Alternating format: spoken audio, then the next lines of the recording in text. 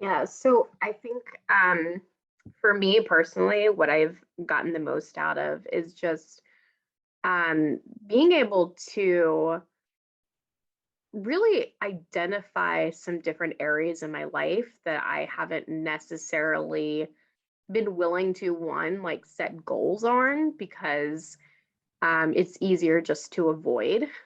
Like I say, I Mhm. want things, but then I don't take any action to actually achieve the things that I want, and Mhm. helping me to identify those, but also to identify the actions I can take. And I really have appreciated the fact that you have the right kind of questions to ask me Mm. to kind of allow me to then think about it, think through my own thoughts to a point where I come up with my own answer.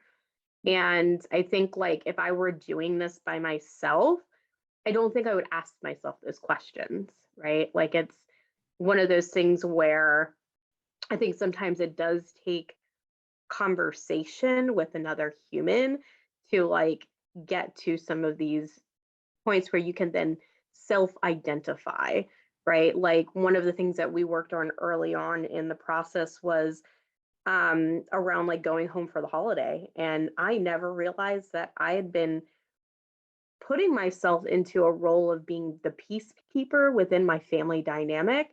Some of it was just composed from my family, like from my siblings and my mother, of like that was just what they expected of me. But some of it was also just like the role that I had just naturally fallen into as kind of like a defense mechanism.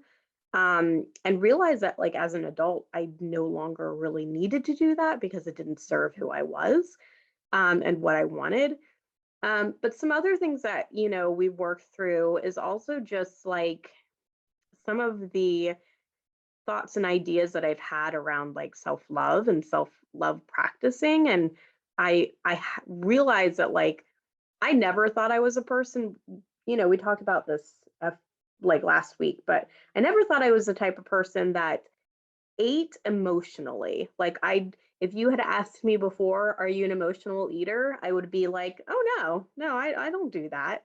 But I kind of started, as I was unpacking a lot of these questions and processes and elements in my life, I started to realize that, yes, I do emotionally eat. I just say I'm doing it for pleasure versus like to fill some type of void.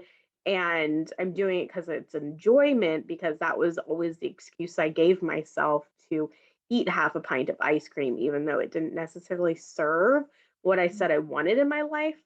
And then I would immediately feel shame, and like being able to kind of work through some of that where I don't have to feel shame, and it's not like I can't eat the ice cream, but it's more or so around identifying before I eat the ice cream. Am I doing this because I want to just kind of enjoy some ice cream, or am I doing this because I'm having emotions that are overwhelming me and I'm actually doing this out of an emotional response versus just like an intentional one?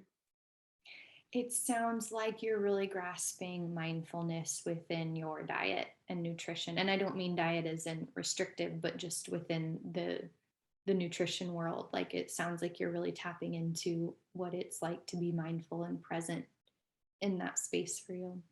Yeah. So there's just a couple examples of the things that we've been able to kind of go through and unimpact and like kind of dive into. Also kind of some things around dating and some things around, I think, like personal reflection on things I was taught that are kind of like been ingrained in me as habits, and how do I shift and change those habits. I've also really enjoyed, like, I had a situation back when I was in graduate school where I kind of felt like a failure and I dropped out and I stopped setting goals. And so I would say since 2010 to 2020, when we started, I really hadn't set a lot of goals, not to the level that I've been doing now. Like, I'd have small goals here and there, but nothing where I like was looking at all facets of my life. It was always very like singularly focused. What are some of the goals that you have accomplished or started? Because some of them are ongoing. I'm thinking about one that I know of. I don't know if you're going to want to share it, but are there any goals that you want to share that you've either accomplished or you're on the process of, like it's an ongoing thing? It's more of I like a habit.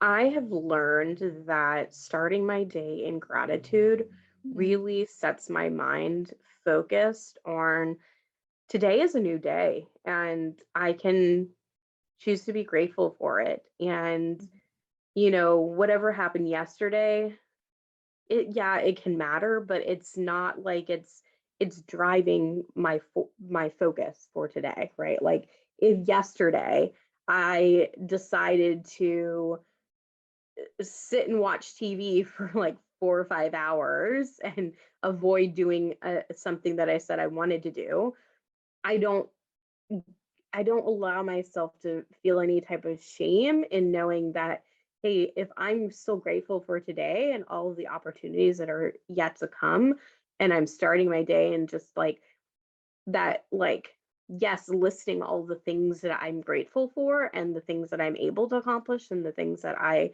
have in my life, but also like just being thankful for a new day in like the opportunities that I have that can come from that day, like I can then basically like choose something differently. Like I don't have to like get off of work and watch 4 or 5 hours of TV, you know? yeah.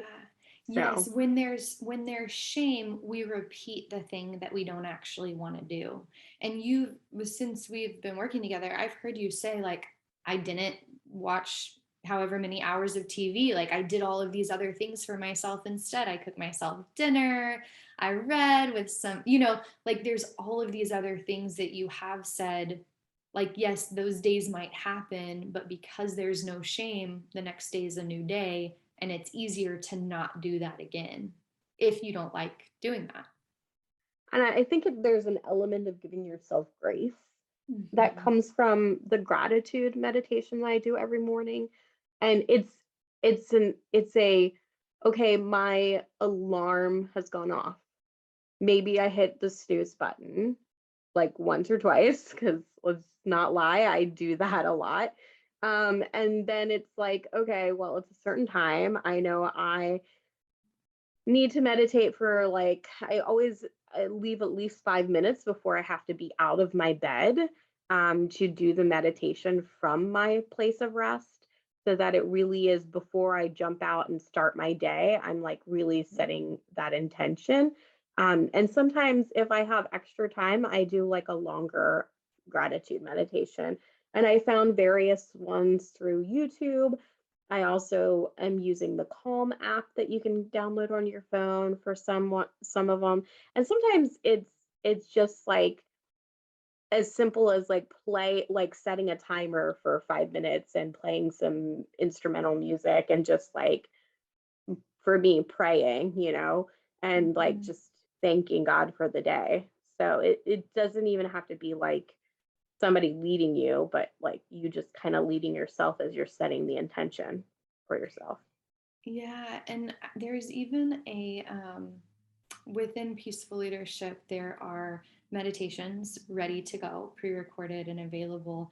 And we're going to, during the group, which Crystal, I can't wait to share with you more about, but for the group, there's going to be a group class once a week that dives into all of this. And so there's going to be a whole like library full of these that you can access through the group. But then, like you said, there's so many free resources available for meditation. So, one more question. What would you tell anyone who's considering the group? Maybe they're on the fence. They're like, this sounds interesting. I'm still listening, but they're just unsure. What would you tell them? I do it because it's worth investing in yourself.